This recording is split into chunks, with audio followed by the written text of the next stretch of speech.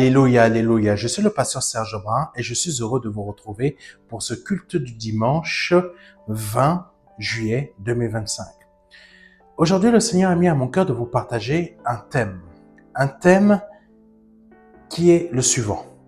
C'est dans le calme et la confiance qu'est ta force. Vous savez, notre force ne se trouve pas dans le nombre d'offrandes que l'on va donner, dans le nombre de dîmes que nous allons effectuer. Il faut savoir et comprendre la chose suivante, c'est que le Seigneur, sa force et sa puissance va se manifester dans notre faiblesse. Dans notre faiblesse, sa force va se manifester. Dans ta faiblesse, toi qui me regardes, la force du Seigneur va se manifester. Qu'est-ce que ça veut dire, la faiblesse? Est-ce que ça veut dire que tu dois être faible volontairement? Non. Ça veut dire tout simplement, tu es déjà faible, mais ne te crois pas fort quand tu es faible. En fait, je prends l'exemple de l'apôtre Paul. L'apôtre Paul, quand il était, je te prends plutôt un autre exemple. Tu vas bien comprendre. L'apôtre Paul était un homme seul. Seul, mais dans sa solitude, il y avait la faiblesse. Dans cette solitude, le Seigneur le remplissait de force. Le Seigneur l'a tellement rempli de force que dans sa solitude, malgré le fait qu'il soit tout le temps abandonné par les autres, le Seigneur l'a fait aller affronter Rome. Est-ce que tu comprends ce que je veux dire? L'apôtre Paul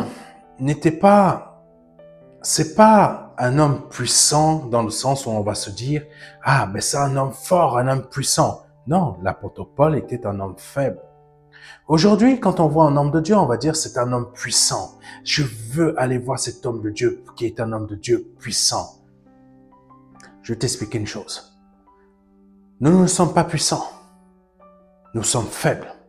Et dans notre faiblesse, la puissance de Christ se manifeste.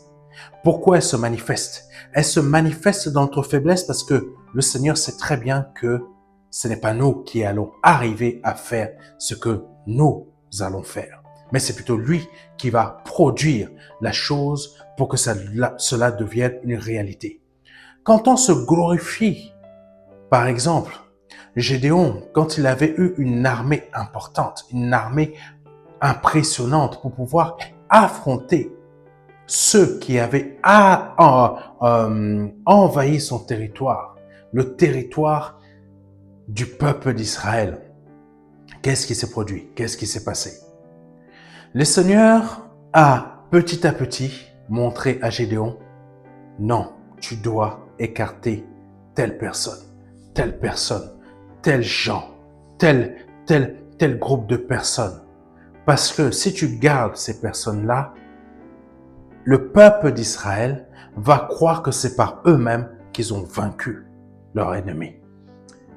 C'est pour cela que quand Dieu s'est saisi de l'apôtre Paul, il l'a mis à une bassesse impressionnante où il savait que personne n'allait tirer gloire de ce qu'il allait faire, de ce que le Seigneur allait faire. Au travers de l'apôtre Paul, le Seigneur a touché Rome. Ce n'est pas l'apôtre Paul. L'apôtre Paul était un homme simple, était entre guillemets, un outil. En fait, une personne qui a fait tout simplement comme Samuel, Seigneur, je suis là. Tu m'as changé. Là je parle de l'apôtre Paul, j'étais un tueur de chrétiens, mais tu m'as totalement changé, mais maintenant, je suis une nouvelle personne. Et tu m'as brisé, tu as brisé mon orgueil.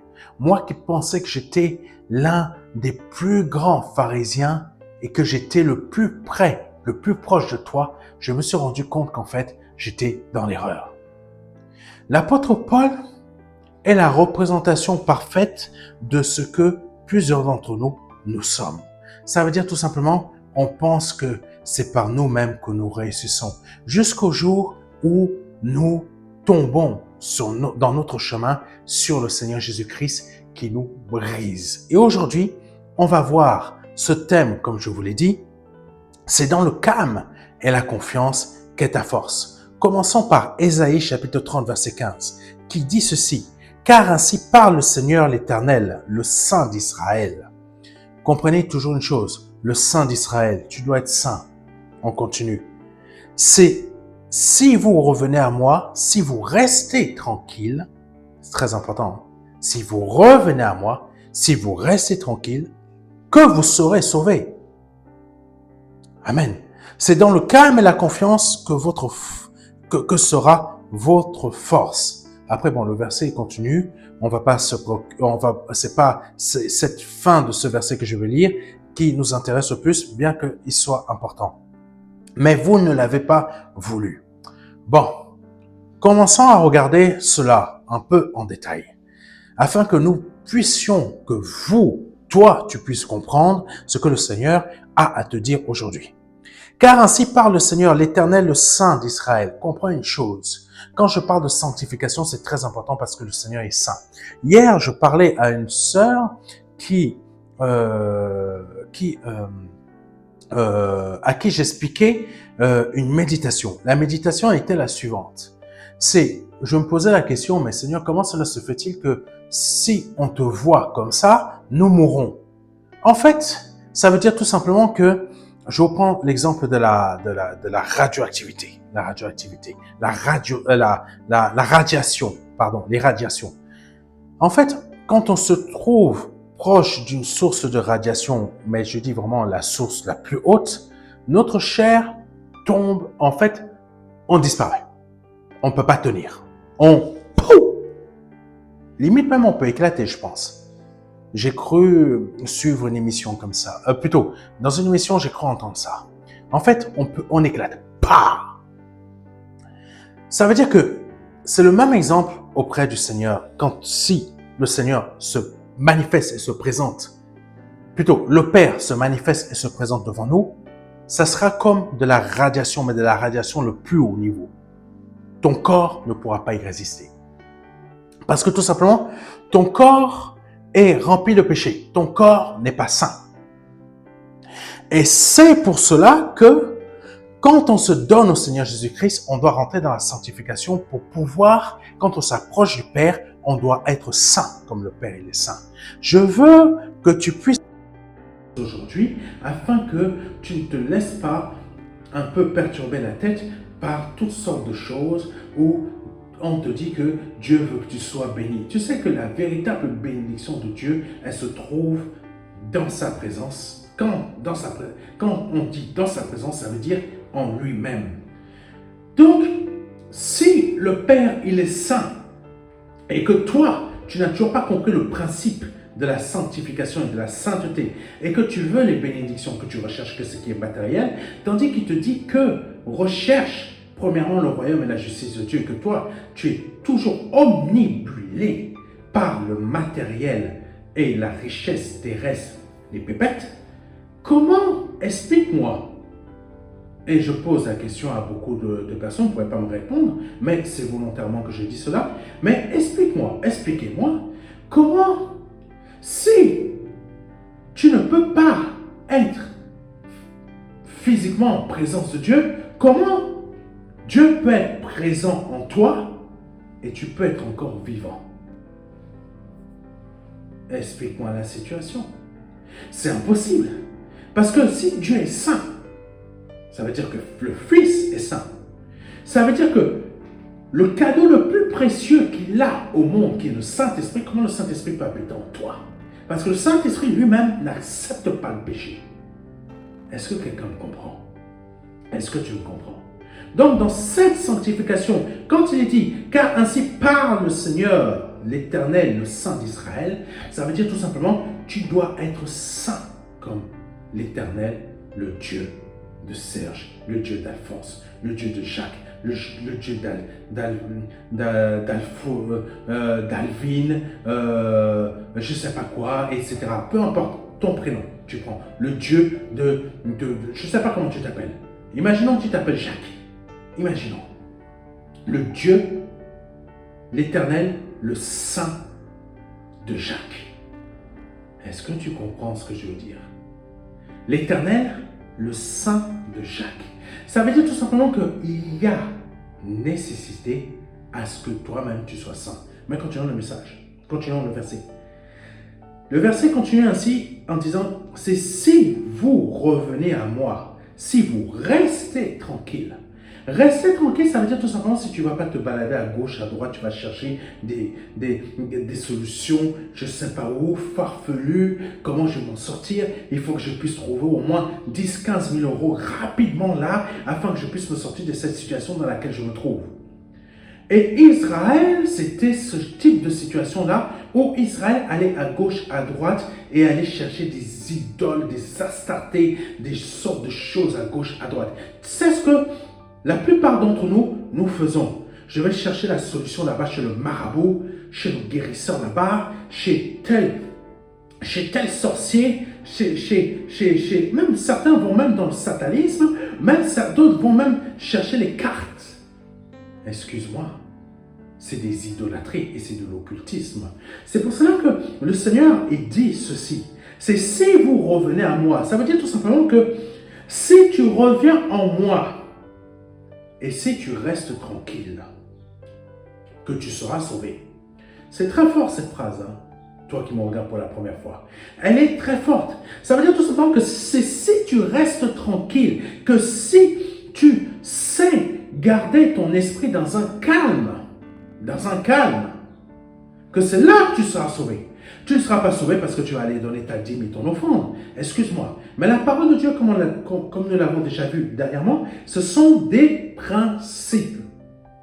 Des principes de base, des principes très simples. Normalement, je n'ai pas à revenir à chaque fois sur ce type de choses, mais malheureusement, beaucoup d'entre vous, vous êtes toujours nourris au lait et le Saint-Esprit est obligé de me faire revenir sur ces choses-là. Vous savez, si tu as du mal à avancer, le Saint-Esprit sera toujours obligé de ralentir le train pour que tu puisses comprendre, afin que toi aussi, tu sois sauvé comme tes frères et sœurs. Maintenant, continuons. Le Seigneur dit, c'est si vous revenez à moi. Donc Israël, donc l'Éternel, le Saint d'Israël, dit à Israël, lui il est saint. Donc, comme il est saint, Israël doit devenir saint aussi. Ça veut dire, éloigne-toi de toutes ces choses qui sont des idolâtries, Astarté, Dieu de là-bas. Parce que tout simplement, tu cherches des solutions, tu vas adorer les dieux étrangers. Et là, dans notre époque, cela veut dire quoi? Ça veut dire tout simplement que toi, en tant que chrétien qui est né de nouveau, comme tu ne vois pas les solutions à la manière des hommes, c'est-à-dire que tu cherches à avoir un très bon travail. Il n'y a rien de mauvais à chercher un très bon travail. Mais la manière que toi, tu le cherches, c'est cette manière-là que Dieu n'aime pas. Pourquoi? Parce que tout simplement, ton cœur est agité, tes pensées sont agitées. Parce qu'à un moment, dans un verset, le Seigneur dit ainsi, c'est « Ne soyez pas comme les gens du monde qui s'inquiètent à tout va de comment je vais manger, comment je vais me vêtir, comment je vais payer mes factures, comment je vais réussir à payer cette facture d'énergie ou la facture d'électricité de ton pays ou je ne sais pas quoi. Peut-être payer la facture de... Je connais, il y a beaucoup de personnes qui m'appellent, qui me disent « Ah, pasteur, ma fille est malade, ma femme est malade, j'ai besoin de payer les factures des médicaments, ça coûte 110 000 francs CFA. » Comprenez-moi bien, je ne critique en rien les personnes qui appellent, qui demandent de l'aide. Je veux te faire comprendre quelque chose. C'est quand tu vas appeler à gauche, à droite, au milieu, en haut, en bas, que là, le Seigneur n'est pas avec toi. Pourquoi? Parce que tu cherches des solutions à gauche, à droite, mais tu ne restes pas tranquille. Est-ce que tu comprends? En agissant ainsi, tu ne restes pas tranquille. Et le principe de l'Éternel, c'est quoi? C'est cela. C'est si vous revenez à moi. Écoute-moi bien. Hein? C'est si vous revenez à moi. Revenir à Dieu, ça veut dire quoi? Tu dois déjà devenir saint. Je sais qu'ici en France, ça dérange beaucoup les Français. Pardonnez-moi de dire cela, mais c'est une réalité.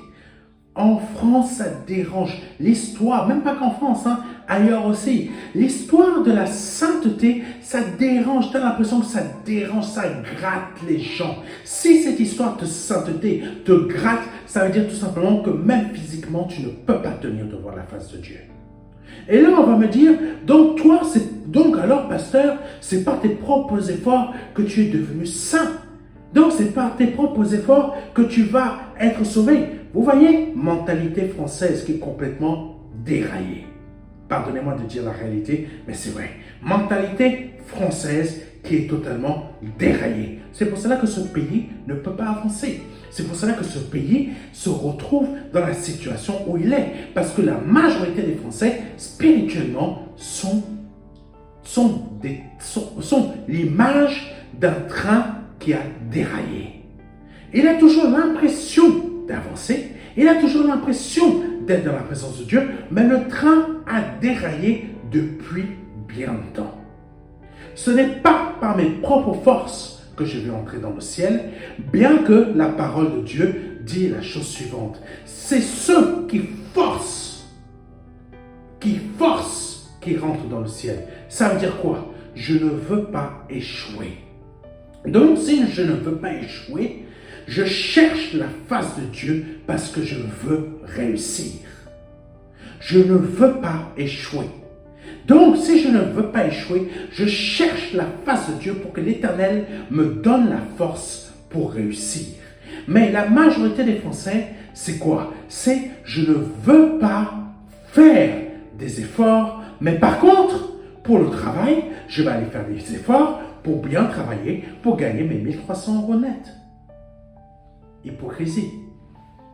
Amen. C'est ça que le Seigneur est en train de dire. Le Seigneur est en train de dire au peuple d'Israël, vous êtes des hypocrites parce que vous faites tant d'efforts et vous me rendez jaloux.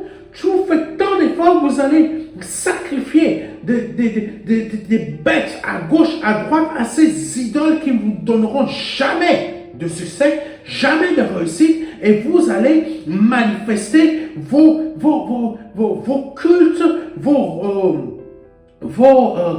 c'est quoi encore le mot? Ah, Jésus. Votre reconnaissance à des choses qui ne vous répondront jamais, à des choses qui ne vivent pas, des statues mortes, que c'est moi-même qui ai créé la composition que vous avez utilisée pour créer ces statues inertes. C'est de la bêtise. L'être humain s'est créé des dieux de sa propre force, des créatures. En fait, l'être humain s'est créé des choses inertes, ces choses inertes qui vont dominer sur elles spirituellement. C'est de la folie. Et c'est cela que le Seigneur était en train de dire à Israël. Tu es dans de la folie, tu vas adorer telle chose, et telle chose ne te répondra jamais, et tu excites ma jalousie. Parce que la manière que tu es reconnaissant envers cette chose inerte, tu n'as jamais été reconnaissant envers moi de cette manière-là. C'est surprenant, hein? Quand on est gentil, c'est ça, vous comprenez? Quand on agit avec amour, et Dieu agit avec amour, qu'est-ce que celui à qui on donne cet amour fait? Il nous méprise. Amen. Est-ce que tu comprends? Quand on agit avec amour, celui envers qui on agit avec amour nous méprise. C'est ce que la plupart d'entre nous ici en France, nous faisons. Nous méprisons l'Éternel parce que l'Éternel est amour. Et il agit en amour, il agit envers nous avec amour, et comme il agit envers nous avec amour, nous le méprisons. Par contre, la statue que nous avons, plutôt le travail que nous avons, on nous méprise, on nous tape dessus. Ton enfant est malade, on va te dire, non, reste là, tu n'as pas à partir. Et là, tu vas faire quoi? Tu vas rester. Tu vas rester. N'est-ce pas? Tu vas rester. Pourquoi tu vas rester? Parce que tu as des pépettes qui doivent arriver à la fin du mois. N'est-ce pas? Tu dois avoir 1390 € net qui doivent arriver à la fin du mois. Et tu sais que ces 1390 € net par mois, c'est la même chose quand tu vas te soumettre à une statue. C'est une folie. Au lieu qu'avec ton Dieu, si tu aurais été de la même manière reconnaissant envers ton Dieu, que tu es reconnaissant envers ton travail et que tu es en mode esclavage, ne va pas t'occuper de ton enfant si tu veux ton salaire à la fin du mois. Reste là. Si tu avais été si tu avais, comment dire ça, mis autant d'efforts que tu le fais pour ton travail, mais envers ton Dieu, pour remporter le ciel, le Seigneur, son amour, t'aurait développé un meilleur boulot que ce que tu as là. Est-ce que tu comprends? Est-ce que tu comprends? Là, je sais qu'on va encore me cataloguer de beaucoup de choses, mais je suis obligé et je préfère vous dire la vérité. Et pourquoi je suis obligé? Parce que j'aime mon Dieu. Et si j'aime mon Dieu, je t'aime toi. Donc, je suis obligé de te dire la vérité. Tu es en esclavage et tu aimes être en esclavage. Tu aimes être maltraité. Tu aimes être dominé. Ton employeur te maltraite parce que tout simplement, il sait que tu as besoin de ce travail. Mais l'effort que tu fournis pour gagner tes 1390 € net, tu ne fournis pas le même effort pour gagner le royaume des cieux afin d'y entrer. Le même effort que tu produis pour gagner tes 1390 € net, on te dit reste jusqu'à 21 h. Tandis qu'on te dit viens écouter, viens au séminaire du pasteur Serge, tu ne bougeras pas. Tes fesses vont rester bien dans ton canapé. Pardonne-moi de parler comme ça, mais c'est une réalité. Tu vas bien les maintenir dans ton canapé. Pourquoi? Parce que tu te dis qu'il n'y a rien à gagner. Et c'est là le problème. Et c'est là que tu te trompes. Parce que le Seigneur, il dit la chose suivante. Le Saint, l'Éternel, le Saint d'Israël. Tandis que si tu faisais autant d'efforts que tu fais pour ton travail, pour être dans la sanctification, afin de remporter le ciel, Dieu t'aurait béni en retour. Est-ce que tu comprends? Parce que le Seigneur dit la chose suivante. Et c'est ça que tu ne fournis pas assez d'efforts. C'est si vous revenez à moi, ça veut dire que tu dois faire l'effort de revenir à lui. Je te répète, et je répète à toutes les personnes qui n'aiment pas fournir d'efforts pour plaire à leur papa. Je ne parle pas de moi, je parle de l'Éternel. C'est si vous revenez à moi, si vous restez tranquille, ça veut dire que tu dois faire l'effort de revenir à Dieu et tu dois faire l'effort de rester tranquille, rester zen. C'est fou, hein? Vous savez aller faire des efforts pour aller faire le yoga. Vous étirez les jambes comme ça, là, vous éclatez les ligaments. Ça, vous savez faire. Mais dès que Pasteur Serge dit, fais des efforts pour être dans la sanctification. Qui a dit? Est-ce que Dieu a dit que tu dois faire des efforts? Tu es déjà rentré en Christ, ça y est, c'est réglé. Qu'est-ce qui est réglé? Qu'est-ce qui est réglé? Pardonne-moi de l'exemple. Hein. Quand tu dois faire un enfant, c'est le Saint-Esprit qui va venir faire l'enfant à ta place? Dis-moi. Hein? Monsieur là, madame là, qui envoie des messages inutiles. C'est toi là qui va faire, c'est le Saint-Esprit qui va venir faire le travail à ta place? Quand tu dois faire à manger, que tu dois manger, c'est le Saint-Esprit qui va venir te préparer à manger comme ça? Tu dois faire l'effort de manger. Tu dois faire l'effort de préparer à manger. Tu dois faire l'effort de faire l'enfant. Le Saint-Esprit, c'est pareil. On doit faire l'effort pour gagner le Saint-Esprit. Ça veut dire quoi, gagner le Saint-Esprit? Ça veut dire tout simplement, c'est un don, hein, c'est gratuit, hein, il nous est donné gratuitement. Ça veut dire quoi quand je dis qu'on doit faire l'effort de gagner le Saint-Esprit? Ça veut dire tout simplement, tu dois faire l'effort de ne pas le perdre. Je sais que vous aimez couper les vidéos là, bizarres. Vous allez dire, voici, le pasteur Serge a dit qu'on doit faire l'effort de gagner le Saint-Esprit. Écoute bien tout ce que je te dis de A à Z. Tu dois faire l'effort de le garder. Parce qu'on peut le perdre très facilement. On peut perdre très facilement le Saint-Esprit. Regarde le roi Saül. Il a perdu le Saint-Esprit comme ça. Parce qu'il n'a pas obéi. La sanctification, c'est une obéissance. Et l'obéissance, c'est quoi? C'est de l'amour. Donc, nous devons fournir des efforts. Donc, de la même manière que tu fournis les efforts pour gagner tes pauvres 1390 € net, où tu es prêt ou prête à rester jusqu'à 21 h et laisser ton enfant malade dans ses vomis à l'hôpital. Comme ça, tu ne vas même pas le voir parce que tu veux gagner tes pauvres 1390 € net et tu ne sors même pas de tes découvertes. Voici les efforts qui t'amènent à adorer maman. Au lieu que Dieu voudrait que tu fasses les mêmes efforts envers lui au lieu de cette astarté, ce démon-là. Continuons. Donc, c'est si vous revenez à moi, et fort, c'est si vous restez tranquille et fort, que vous serez sauvés. Amen. Que vous serez sauvés. Que vous serez sauvés. Que tu seras sauvé. Amen. C'est si tu reviens à lui. C'est si tu restes tranquille que tu seras sauvé. Amen. Quelqu'un comprend ce que je veux dire? C'est dans le calme et la confiance que sera votre force. C'est dans le calme et la confiance que sera ta force. Donc, le Père était en train de dire à Israël, c'est quand vous serez revenus vers moi que vous aurez détruit toutes ces idolâtries, toutes ces inquiétudes, tous ces questionnements que vous vous posez dans la tête, toutes ces choses que vous vous posez comme questions. C'est quand tu seras aussi tranquille, que là, je vais te sauver.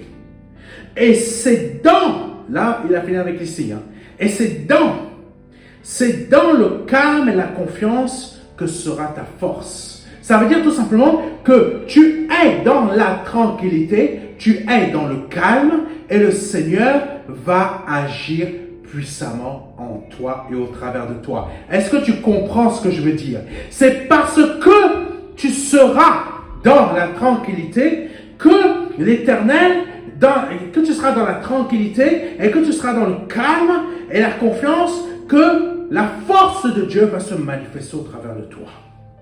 Amen. Et là maintenant, le Seigneur a mis à mon cœur de vous partager un autre verset, là où on va voir comment le Seigneur lui-même était serein et tranquille. Amen.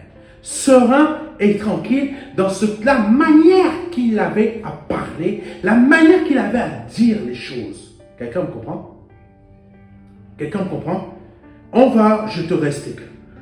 Le Seigneur, de la même manière que nous lisons Ésaïe 30, verset 15, où il est dit, c'est si vous restez tranquille que vous serez sauvés. Bon, le Seigneur, il était tranquille.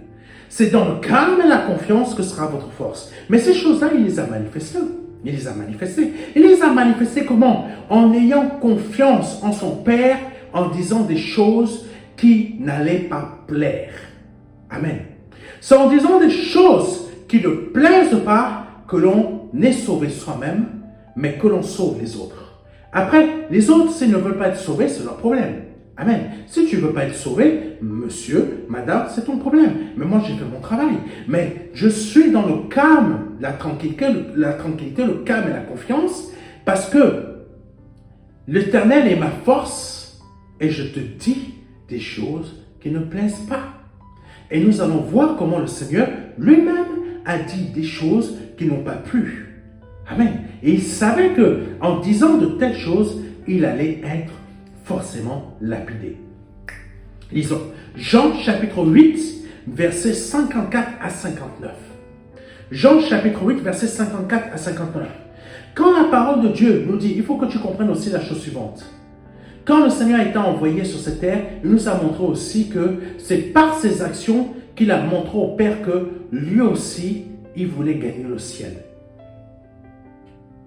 Voilà, pasteur, mais tu racontes n'importe quoi. Le Seigneur, il a dit que s'il donne, le Père lui a dit que c'est lui qui décide de donner ou reprendre sa vie. S'il ne veut pas la donner, c'est pas grave. Il est Dieu, il revient. Le Seigneur, il était libre, il pouvait reprendre sa vie. Mais il nous montrait par sa manière d'agir, par sa manière de faire, par sa manière de parler, que si lui, il faisait l'effort de laisser le Père parler au travers de lui, toi, qui aujourd'hui, présent en ce 21e siècle, pardonnez-moi, c'est le 21e siècle, mais si je me trompe, pardonnez-moi, dans ce 21e siècle, tu dois aussi faire l'effort de laisser l'Éternel parler et démontrer sa force au travers de toi. Comment? en taisant tes pensées et en lui faisant confiance que même si tu dois faire telle chose, même si tu dois parler de la manière que lui parle et pas comme ton patron parle, comme tes collègues parlent, afin que ce où tu te trouves soit sauvé, tu dois parler comme lui. J'espère que ça a été français. J'espère que c'est français, hein, ce que je veux te dire. Tu dois laisser le Saint-Esprit parler au travers de toi. Parce que le Saint-Esprit, ce qu'il va mettre dans ta bouche, c'est ce qui se trouve dans le Fils. Parce que le Fils est la parole et la parole doit sortir au travers de toi. Et tu dois laisser la parole s'exprimer. Maintenant, regarde, Jean 8, versets 54 à 59. Jésus, regardons comment le Seigneur s'est laissé lui-même, comment le Seigneur a laissé le Père s'exprimer au travers de lui, mais il était tranquille et serein. Amen. Jésus répondit, « Si je me glorifie moi-même, ma gloire n'est rien. C'est mon Père qui me glorifie, lui que vous dites être votre Dieu. » Le Seigneur, quand je parle, c'est exactement comme le Seigneur parle là. Sauf que ce n'est pas moi qui parle. Je laisse le Saint-Esprit parler et s'exprimer au travers de moi. C'est pour que tu sois sauvé, toi qui me regardes pour la première fois. Beaucoup ici en France, vous dites, ah non, le pasteur Serge, il choque. Ah non, la manière qu'il parle là, je n'aime pas. Quand tu entends Jésus-Christ parler, il dit les choses telles qu'elles sont. Mais tu n'es pas prêt à supporter.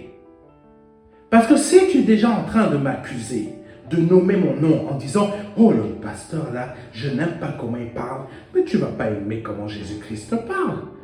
Tu ne peux pas entrer dans le ciel. Parce que tout simplement, tu ne vas pas aimer comment Jésus parle. Parce que Jésus, quand il parle, il dit direct, c'est une flèche qui touche le cœur. N'oublie pas, c'est une épée à double tranchant. Dès qu'elle rentre là dans ton corps, elle va séparer. Elle va séparer les choses, l'impureté de la pureté. Est-ce que tu comprends? Est-ce que tu comprends? Ne soyons pas des chrétiens de pacotille.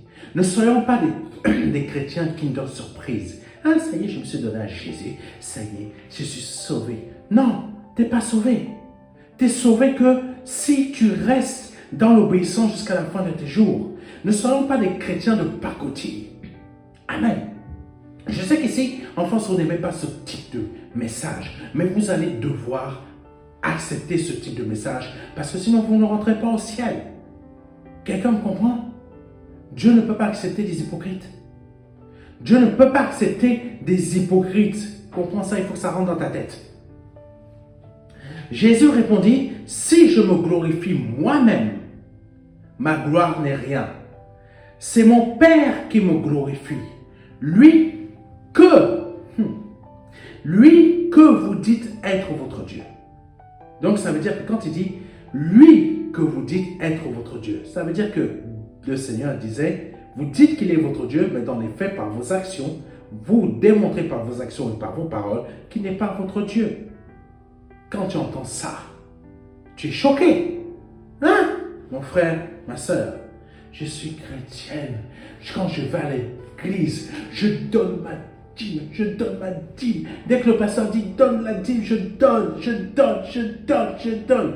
Pardonnez-moi, Vous tous qui allez donner des enveloppes de 10 000 euros, 15 000 euros, parce que tout simplement il y a un pasteur qui vient du Cameroun ou d'étrangers qui va commencer à vous manifester des enveloppes comme ça, donne 5 000 euros, 5 000 euros de grâce. C'est quoi ces histoires-là?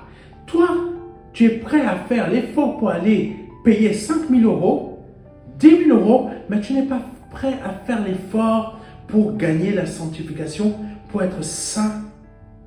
Voilà l'hypocrisie. Voici l'hypocrisie. Cette hypocrisie-là ne vous sauvera pas, mes frères et mes sœurs. Vous allez être nombreux à finir en enfer. Je vous dis les choses. Je ne vous condamne pas. Je vous donne la direction de votre vie tant que vous n'êtes pas dans la sanctification. Ce n'est pas 5 000 euros parce que tu as donné 5 000 euros. En gros, tu te laisses piéger par des hommes qui veulent te faire croire que tu as payé ton billet d'avion pour entrer dans le ciel. On te fait croire que parce que tu as... Ah, Jésus! Tu donnes tes 5 000 euros, tu reçois ta bénédiction. Mais quand tu vas aller au ciel, tu vas dire, mais Seigneur, j'ai donné 5 000 euros, j'ai donné 10 000 euros, j'ai donné 15 000 euros. Mais le Seigneur va te dire, où était ta sanctification? Moi, je t'ai demandé d'être saint. Je ne t'ai pas demandé de me donner 5 000 euros à gauche, 10 000 euros à droite, 15 000 euros par-ci, 40 000 euros par-là. Je ne t'ai jamais demandé ça. Je t'ai demandé d'être saint. Je t'ai demandé de porter mon nom. Mon nom qui est saint. Tu n'as jamais porté mon nom en toi. Mais tu as voulu payer le droit d'accès au ciel en donnant 5 000, en donnant 15 000, en donnant 10 000 euros. Et là, tu te rendras compte que tu as été manipulé, que tu as été escroqué, que tu es passé à côté du ciel à cause de quelqu'un qui te faisait croire des choses que toi-même, certains d'entre vous, peut-être toi qui regardes cette vidéo, que toi-même, tu as cherché. Hein? Quand le Seigneur il disait à Israël, voici le chemin, la mort, voici le chemin qui est la vie. Moi, je veux que tu choisisses la vie, mais je sais que tu as déjà choisi la mort. Ça veut dire quoi? Ça veut dire qu'Israël avait déjà fait son choix. Toi, tu as fait ton choix d'aller dans la direction de vouloir payer 5 000, 10 000, 15 000 euros pour pouvoir, comme si c'était un marabout, je paye mon droit d'accès pour aller au ciel. Et quand tu entends des hommes de Dieu comme moi, que le Père, que le Seigneur Jésus-Christ a envoyé sur cette terre pour te parler, là, tu ne supportes pas. Amen. Donc, continuons. Le Seigneur, il dit, dans Jean 8, verset 54 à 59, « Lui que vous dites être votre Père et que vous ne connaissez pas. » Et que vous ne connaissez pas. Tu sais, quand le Seigneur il parlait avec tranquillité et calme. Il parlait avec sérénité. Parce qu'il savait que le Dieu qui est en lui est sa force. Donc cette force-là lui donnait le courage de dire les 4 vérités au peuple d'Israël. Comme le Seigneur me donne le courage de dire tes 4 vérités. Les 4 vérités pour que tu puisses entendre et changer. Parce que si tu n'entends pas ces 4 vérités, tu ne changeras pas. Si tu es tout le temps en train d'être nourri, lundi tu vas être béni. Je te prophétise que lundi, là, tu vas recevoir ta bénédiction. Je te prophétise que mardi, tu vas avoir ton mari.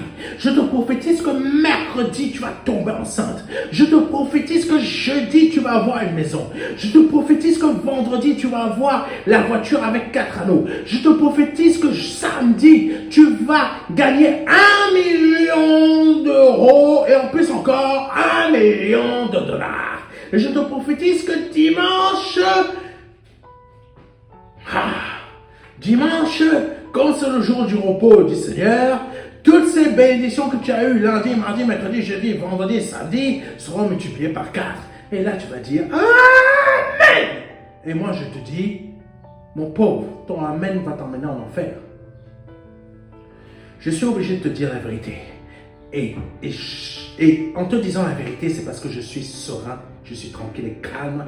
Et dans cette tranquillité et ce calme, l'Éternel me donne la force de te dire les choses telles qu'elles sont véritablement. C'est la même chose que le Seigneur était en train de faire. J'espère que tu comprends le but de ce message. Donc quand le Seigneur était en train de dire ça, il était en train de dire, lui que vous dites être votre Père et que vous ne connaissez pas. Il a dit ça à qui? À des pharisiens. À des pharisiens. Les hommes de pouvoir dans le territoire d'Israël qui pouvait le tuer. Mais tant que son heure n'était pas venue, il ne pouvait pas le tuer. Pourquoi? Parce que dans la tranquillité, le calme, Jésus, dans la tranquillité, il est sauvé. Est-ce que tu comprends? C'est un principe. Tant que Jésus restait tranquille, il pouvait dire les choses. Donc, dans la tranquillité, il était sauvé. On va continuer. Vous allez voir là où il était sauvé. Continuons. Il était calme et confiant, mais vous allez voir là où il était sauvé. Et que vous ne connaissez pas, pour moi, je le connais. On va le dire orgueilleux, comme vous allez me dire que moi je suis orgueilleux. Et si je disais que je ne le connais pas, je serais semblable à vous. Si je marche comme toi, à chercher l'argent à gauche, à droite, à vouloir telle idolâtrie, telle chose, aller voir tel pasteur, donne-moi, je vais te donner 5 000 euros, je vais te donner 10 000 euros. Je serai comme toi, perdu, fou ou folle. Je continue. Je serai semblable à vous, un menteur. Oh, aïe, ça pique. Aïe, ça pique. Ça veut dire que quand tu donnes ton offrande, ta dîme, on te dit, viens, donne 15 000, 10 000. Voilà, viens chercher ton enveloppe pour que tu sois béni. Voilà, viens. Et que vous êtes nombreux là à aller donner 500 euros aux pasteurs qui sont connus ici en France. J'ai un nom bien précis à la tête. Que vous êtes en train de courir à gauche, à droite. Hein? Si tu connaissais Dieu, tu n'aurais pas agi aussi stupidement. Tu n'aurais pas agi avec tant de bêtises. Tu aurais cherché la grâce de Dieu et l'intelligence de Dieu. Tu serais resté tranquille et calme pour pouvoir gravir les échelons, gravir cette montagne. Et en gravissant cette montagne, tu aurais été sauvé. Tu ne peux pas payer le salut. Tu ne peux pas le payer. Tu es obligé d'être tranquille, calme et confiant.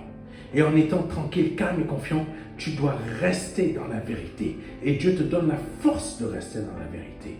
Est-ce que tu comprends?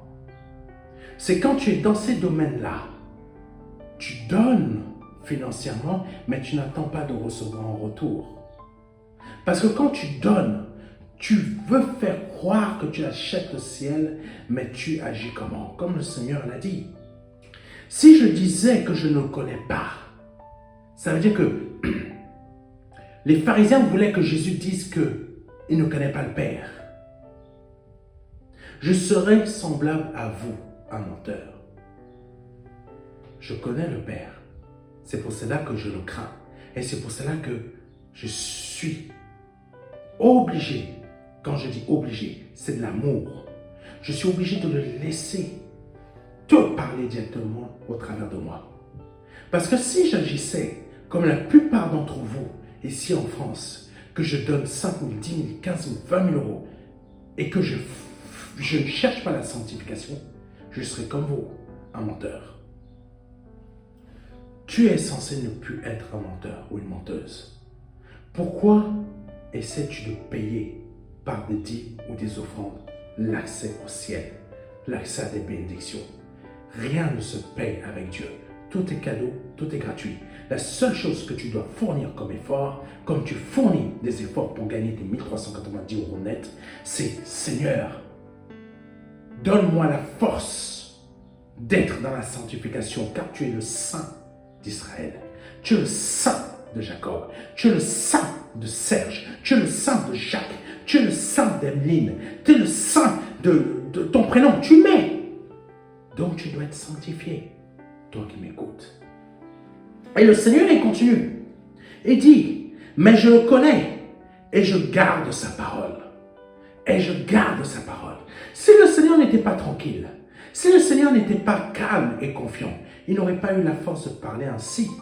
C'est comme si les pharisiens étaient des juges. Il n'aurait pas eu la force de parler ainsi. Il n'aurait pas eu le courage de dire cela. Est-ce que tu me comprends? Continuons. Abraham, votre père, a tressailli de joie de ce qu'il verrait mon jour. Il l'a vu, il s'est réjoui. Là, on passe à un autre niveau où le Seigneur révèle quelque chose de spirituel. Abraham est mort depuis des siècles, mais le Seigneur révèle le fait que Abraham, il parle d'Abraham étant vivant. Étant vivant. Physiquement, Abraham n'est plus là. Physiquement, Abraham n'est plus là. Mais comme le Seigneur est tellement calme, comment il est tellement tranquille, tellement il est confiant, il sait qu'il est sauvé. Il sait que en étant dans cet état de confiance, de tranquillité, de sérénité, le Seigneur est sa force. Il libère père une parole purement folie pour l'être humain, qui est incapable de comprendre comment Abraham, qui est mort depuis des siècles, a pu te voir. Tu es fou! Tu es fou! Tu es complètement déraillé de la tête. C'est ça qu'il lui disait. Ton cerveau a déraillé. Tu as véritablement un démon. C'est ce que nous te disons depuis longtemps. Tu as un démon, mais tu es le seul à ne pas le voir. Mais le Seigneur, tellement qu'il est confiant, tellement qu'il est tranquille, que son Dieu l'a déjà sauvé. Et que par sa tranquillité, il sait qu'il est sauvé. Par sa confiance et son calme, il sait que l'Éternel lui donne la force. Il donne une révélation. Abraham, votre père, a tressailli de ce qu'il verrait mon jour. Et il l'a vu et il s'est réjoui. Les Juifs lui dirent, tu n'as pas encore 50 ans et tu as vu Abraham. Jésus leur dit, non, là ils ont dit, mais là il est complètement fou. Là il est complètement fou. Et là le Seigneur, à cause de cette force que l'Éternel lui a donnée, parce qu'il était calme, et le Seigneur, le Père, a dirigé sa force sur lui, le Seigneur a fait cette révélation. Cette révélation qui sort du sens humain. Comment un homme qui est mort depuis des siècles peut me voir, moi qui est vivant, à cette époque? En fait, le Seigneur ne faisait que révéler la réalité spirituelle. Abraham est réellement vivant. Est réellement vivant, plus avec le corps humain, mais avec l'esprit. Quand il m'a vu de là-haut, du ciel de mon Dieu, il était heureux. Il a tressailli de joie de ce qu'il a vu mon jour, de ce qu'il va voir ma naissance. Waouh! Abraham est mort physiquement, mais il est toujours vivant. Bah! Là, les neurones tombent tous en panne. Bug à la Windows. Bing, bing, bing, bing, bing, bing, bing, bing, bing. Là, les Juifs ne comprennent plus rien.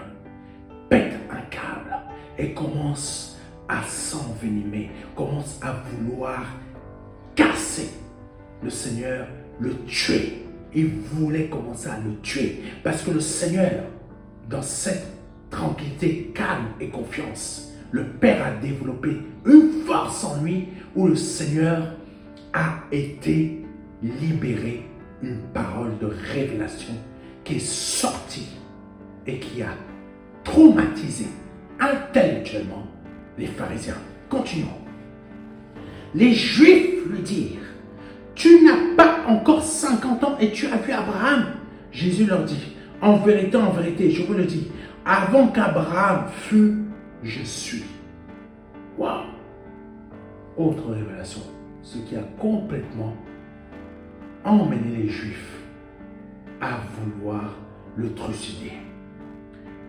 Là-dessus, ils prirent des pierres pour les jeter contre lui, mais Jésus se cacha et il sortit du temple. Je t'ai dit tout à l'heure, souviens-toi de ce que je t'ai dit. Qui disait la chose, qui disait, le verset qui disait la chose suivante. Si vous restez tranquille, plutôt, si vous revenez à moi, si vous restez tranquille,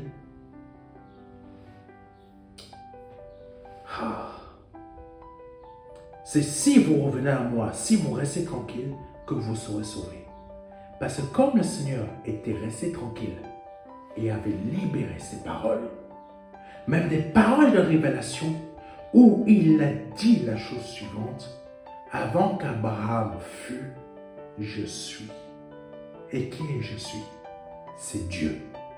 Et Jésus-Christ a révélé qui il est en réalité. Et là, Israël, les chefs pharisiens d'Israël, ça les a énervés. C'est là qu'ils ont pris les pierres et ont commencé à lancer sur Jésus.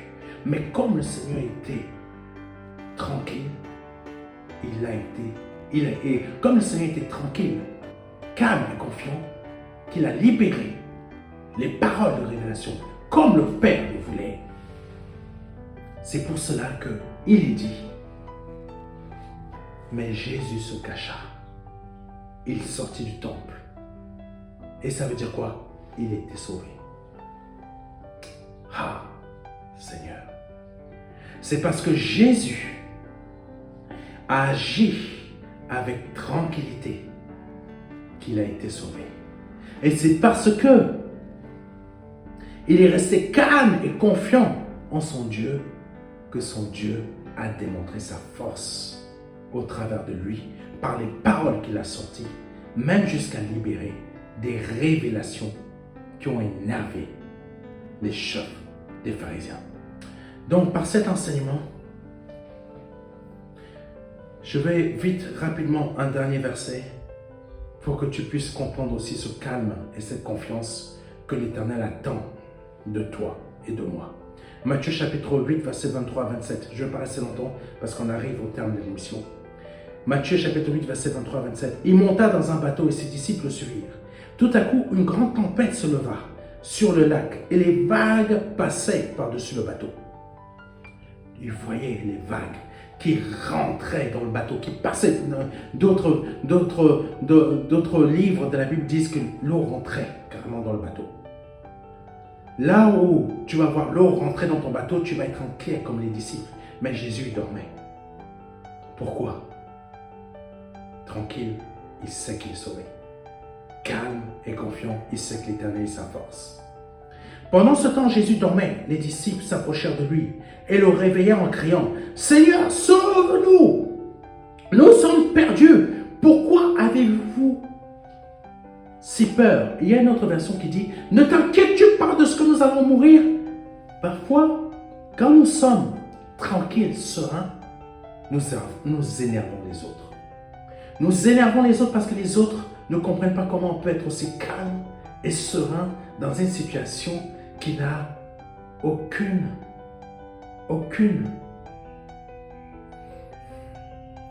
ambition de vouloir qu'on soit sauvé. Mais parce qu'on est tranquille, on est sauvé. Ce n'est pas la situation qui décide. Ce n'est pas les problèmes qui décident si on est sauvé ou pas. C'est parce qu'on est tranquille. Et c'est parce qu'on est calme et que l'on est confiant que Dieu nous donne la force de donner une branlée à ces problèmes.